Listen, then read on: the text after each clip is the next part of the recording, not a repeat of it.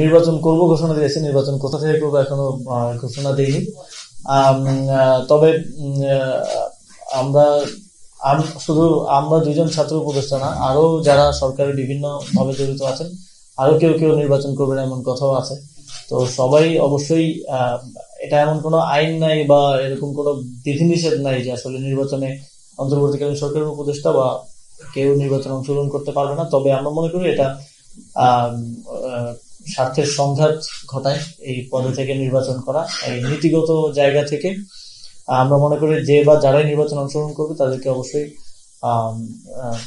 এই নির্বাচনী কার্যক্রমে ঢুকে যাওয়ার আগেই পদত্যাগ করার প্রয়োজন, এবং সেভাবেই আমরা প্রস্তুতি নিচ্ছি। এবং বাকি সময়ে বা অন্যান্য বিষয়গুলো সরকারের উচ্চ পর্যায়ের সাথে আলোচনার ভিত্তিতে আপনাদেরকে জানিয়ে দেওয়া হবে।